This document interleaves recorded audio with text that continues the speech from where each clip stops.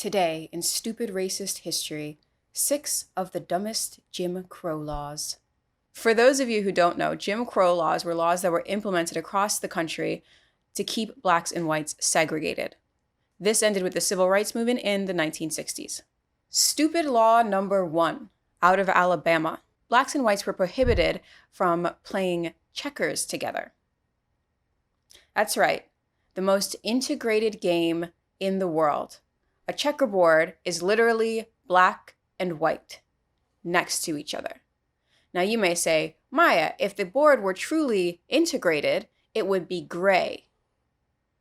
And that's just crazy talk. You can't have a gray board like that. There's no game there. Also illegal were card games, dice, and dominoes.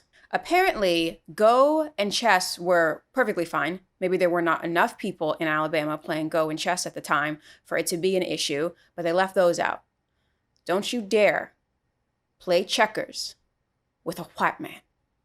Stupid law number 2, out of Florida. This law is about juvenile delinquents, which Florida knows very well. Black and white juvenile delinquents were prohibited from associating with each other. They had to be kept in separate barracks and could not meet. I'm assuming they were afraid that they would form some sort of utopian integrated crime family and take over the state of Florida, so they wanted to prevent that. Also, I find it funny that Florida specifically had to talk about juvenile delinquents. Because remember, Florida man was once Florida boy.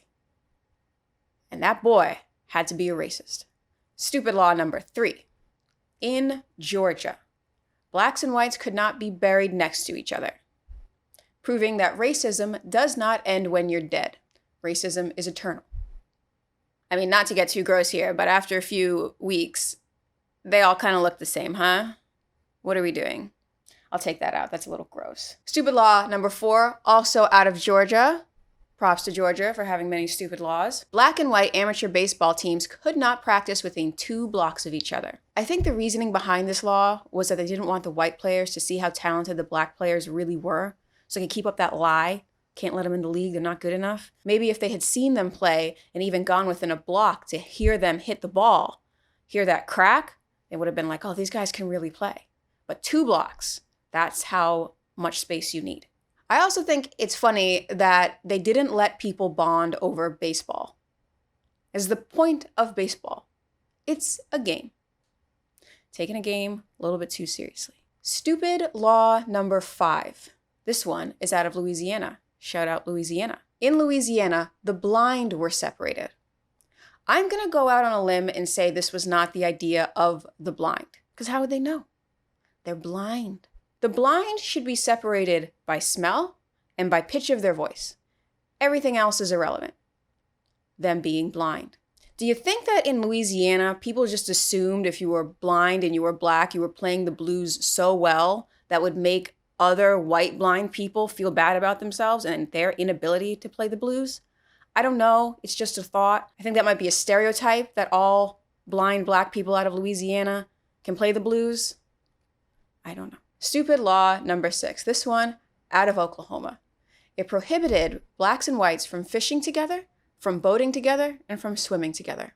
I just don't know where a landlocked state like Oklahoma gets off regulating boating of any kind. It's not a problem for you, Oklahoma. You don't have any water. What I find funny about these laws is that they are so specific, so random, like checkers of all games. They got mad because they must have seen 2 kids playing a game of checkers and they said, no, this cannot happen. Look at these kids enjoying themselves and capturing pieces and doing these double jump moves. No, I will not have it here in the state of Alabama or in Oklahoma.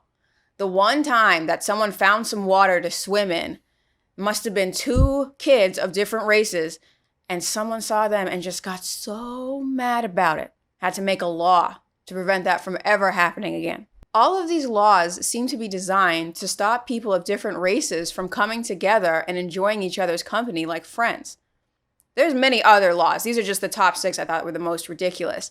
But they really knew that if people could just hang out together, they would see that we're all just people. And so they had to stop it by law and threat of death from that ever happening, from people coming together to play a game of baseball. Who is one person to tell anybody else who they can play checkers with? You can play checkers with everybody. Anyone who wants to play checkers has to be a consensual game of checkers, but that's your right as an American to play checkers and dice and dominoes and whatever else. So if you want to fight racism, go out and find a person of a different race and have a nice, friendly game of checkers.